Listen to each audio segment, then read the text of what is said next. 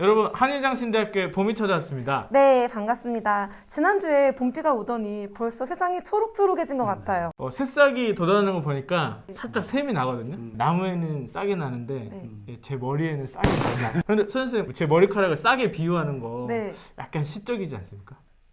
유추. 네, 여러분, 저희가 갑자기 이렇게 시 얘기를 하는 이유가 있습니다. 우리 학교에 여러분 시인이 살고 있습니다. 시인. 바로 그 시인께서 시집을 발간하셨는데요. 오늘 오빈너에서 이제 막 시집 온 이 시집을 여러분께 소개하는 시간을 갖도록 하겠습니다. 네, 따뜻한 감성과 뜨거운 외모를 가지신 우리 최지성 교수님을 모시겠습니다. 안녕하세요. 이 열렬한 환호. 안녕하세요. 한일장신대학교 교양교육원에 근무하고 있는 시인 최재선입니다. 반갑습니다, 여러분. 네.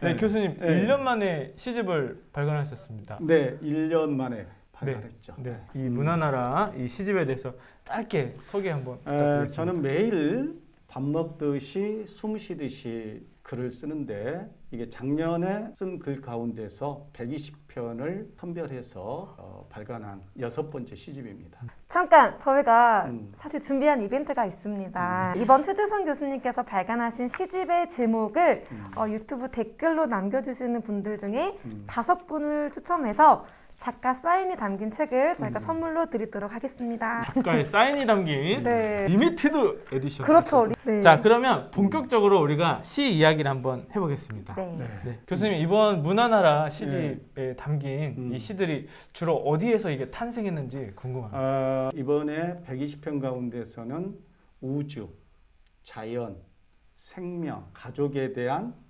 사랑과 관심 이런 작품을 주로 모았고요. 또 신앙인으로서 그 믿음과 관련된 이야기 이런 이야기를 주로 담고 있습니다. 교수님, 근데 저는 네. 새벽만 되면 감성이 좀 이렇게 풍부해져가지고 감성. 블로그에 막 글도 써보고 네. 하거든요. 근데 네. 교수님 하루 이제 시간 중에 언제 이제 글을 좀 많이 쓰시는지. 이제 주로 저는 저녁 시간에 2시간 정도 산책을 하고요. 또 새벽에는 1시간 정도 산책을 하는데 이때 주로 시상을 떠올려서 이제 작업을 주로 밤 늦은 시간에 그때 묵상하면서 이렇게 시를 쓰고 있습니다. 교수님께서 시집을 이렇게 선물해 주셔가지고 제가 읽어봤는데 읽으면서 교수님이 굉장히 섬세하시고 이 어린 감성을 가지고 있지 않을까 상상하면서 읽었거든요. 네네네. 제대로 감상하셨어요. 네, 교수님, 근데 평소 진짜 모습은 어떠신지. 진짜 모습을 우리 독자가 알면 실망할 거고요. 그냥 말 그대로 생활인, 또 6식구의 가장, 또 학교에 오면 학생을 가르치는 선생, 또 개인적으로는 뭐 이런저런 걸 나름대로 공부하는 학생, 다양한 모습으로 그렇게 살아야만 또 시를 쓸 수 있고, 중요한 것은 제 나이가 고생을 해서 많이 보이지만 어린아이예요. 철이 들면 글을 쓰지 못해요. 항상 어린애와 같은 그런 순수한 마음을 가지고 있어야만 시가 생성되기 때문에 문학이라는 것이 삶이거든요. 그래서 이런 삶 속에서 시상을 주로 이렇게 떠올리고 있습니다. 철이 없으면 네. 시를 쓸 수 있군요. 좀 철분이 좀 부족하네요. 자, 그러면 교수님, 이 문화나라 시집에 담긴 시 중에 정말 가장 애정이 가는 시.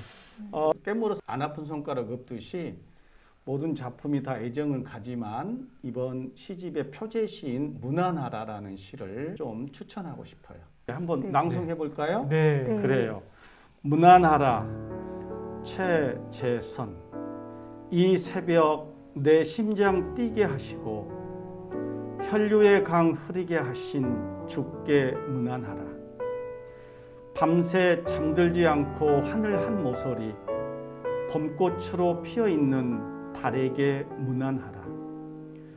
눈다운 눈 일절 내리지 않은 땅 오후쯤 오리란 눈에게 미리 문안하라. 발소리조차 내지 않고 덜컹 찾아와 여기저기 짓밟는 통증에게 문안하라. 혼잣말로 다시는 보지 않겠노라 하염없이 결단한 이름에게 문안하라. 밤새 수만 개 숨구멍 막히고 닫혀 활활 불타오르는 그리움에게 문안하라. 이렇게 제가 이제 이 시를 작성하게 된 것은 새벽에 성경 말씀을 묵상하면서 이 시를 썼죠. 교수님 시를 또 네. 듣고 보니까 저도 외우고 있는 시를 하나 읊어보겠습니다. 어. 상처를 치유해줄 사람 어디 없나. 음. 가만히 놔두다간 끊임없이 덧나. 사랑도 사람도 사람 어디 없나 가만히 놔두다가 끊임없이 덧나 사랑도 교수님 이런 랩 가사도 네. 시라고 할 수 있습니까? 문자를 통하여 예술적으로 표현한 것이 문학이거든요. 네. 그러면 랩 가사도 결국은 우리 삶을 노래한 거기 때문에 그 구조적인 장치가 이제 시적이냐 아니면 산문적이냐, 이제 문학적인 예술적인 그런 것에는 차이가 있지만 노래 가사나 뭐 꼭 랩뿐만이 아니라 우리 가곡이나 이런 모든 게 결국은 우리 인간의 희로애락을 다 담고 있기 때문에 시라고 봐야 되겠죠. 어허. 교수님, 저는 내 음. 책을 음. 좋아하긴 하거든요. 네. 근데 도서관도 너무 좋아하고 음. 서점도 시간 날 때는 가고 하는데 네. 사실 책 읽기는 별로 안 좋아해요. 이 뭔 개소리야 특이하죠. 네. 그래서 혹시 또 네. 책 읽기랑 글 쓰기랑 관계가 있나 궁금해요. 그것은 불가분의 관계 있어요. 독서는 간접적인 체험이잖아요. 그래서 우선은 쓰기 전에 읽는 행위를 먼저 선행해야 돼요. 그래서 시를 쓰려면 다른 사람이 쓴 작품을 많이 읽어보면 이 사람은 A라는 삶을 이런 식으로 노래했구나. 읽지 않은 사람은 절대 잘 쓸 수가 없죠. 특강입니다. 특강. 네, 진짜.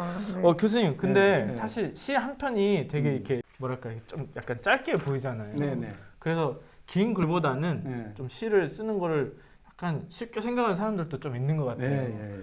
그래서 궁금한 게 네. 시 한 편을 탄생시키는 데 드는 시간. 노력이나 정성이 궁금했어요. 네. 진짜. 그것은 그날 컨디션이나 또는 연상 작용이나 그에 따라서 다 차이는 있어요. 그런데 중요한 것은 글 한 편을 완성하는 과정에서 똑딱이란 건 없어요.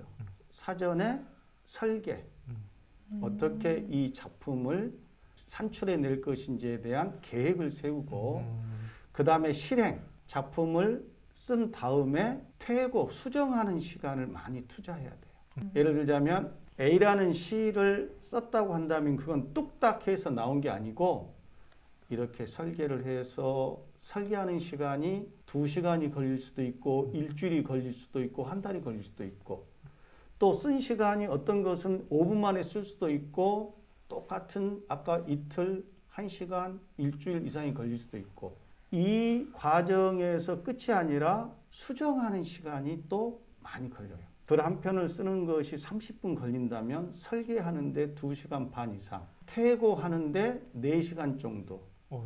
예를 들자면 그래서 그만큼 설계와 퇴고 과정이 중요해요. 아하. 예.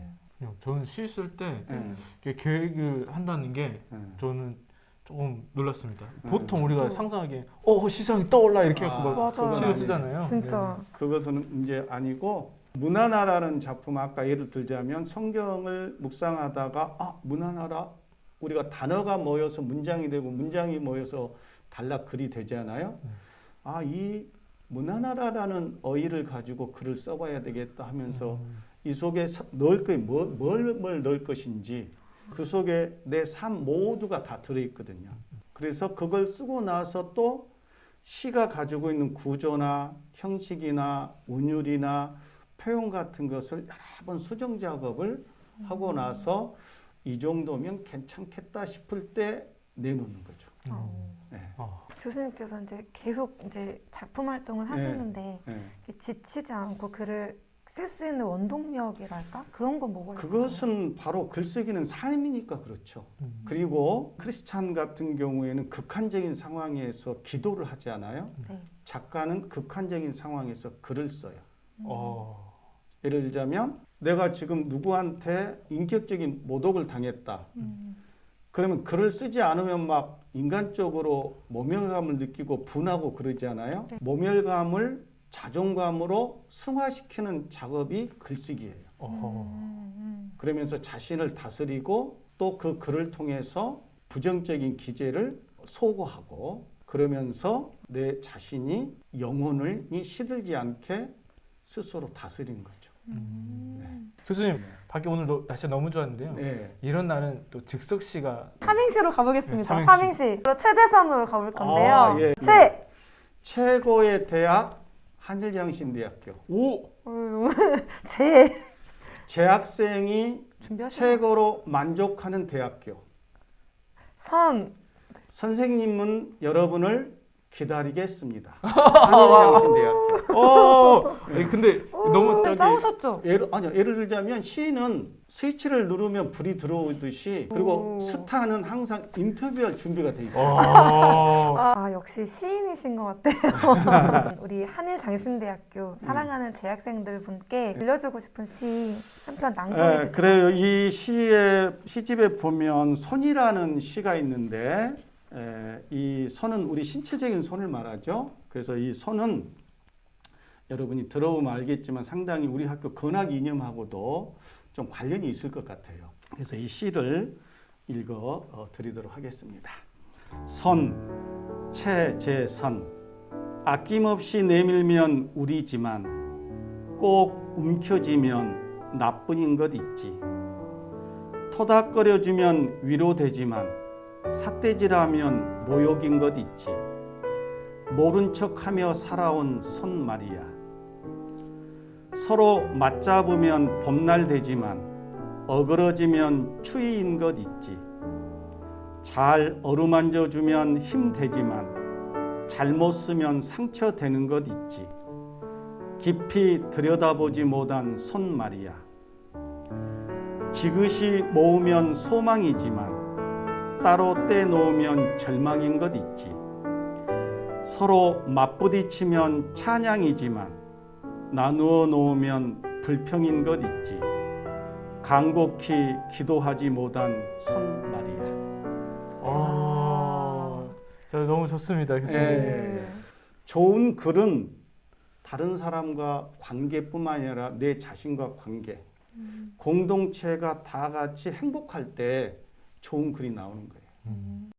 우리 한일장신대학교가 정말 행복하고 우리 구성원 모두가 화기애애한 그런 공동체가 됐으면 좋겠어요. 네.